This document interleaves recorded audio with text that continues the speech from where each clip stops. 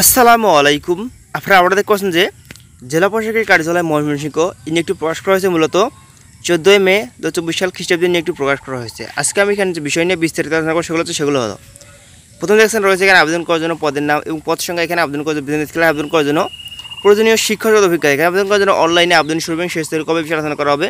তবে সম্পূর্ণ ভিডিও নিয়ে আলোচনা করার পূর্বে আপনার কাছে একটা রিকোয়েস্ট থাকবে যে আপনারা যারা আমার নতুন অবশ্যই আমার চ্যানেলটি সাবস্ক্রাইব করে রাখবেন এবং সাবস্ক্রাইব করে বেল বাটন প্রেস করবেন যাতে পরবর্তী কোনো নতুন ভিডিও আসার পূর্বে আপনাদের কাছে নোটিফিকেশন চলে যায়। আসুন মূল ভিডিওতে যাওয়া যাক। এখানে দেখবেন আবেদন করার জন্য রয়েছে 1 নম্বর পদ, সেটি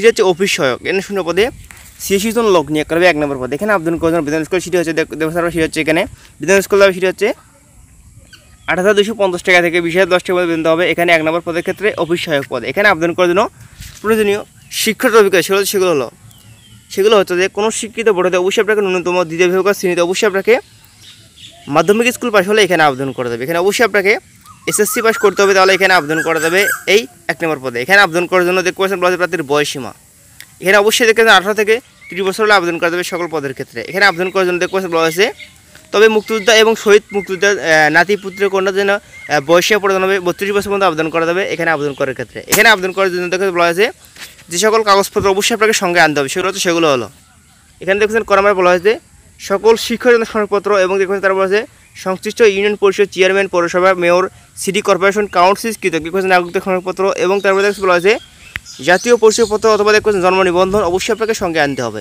এবং তারপরে দেখতে বলা হয়েছে এখানে আবেদন করার জন্য যদি কারো কোনো কোটা থাকে তাহলে অবশ্যই সেগুলো সংযুক্ত করতে পারবেন এখানে আবেদন করার ক্ষেত্রে।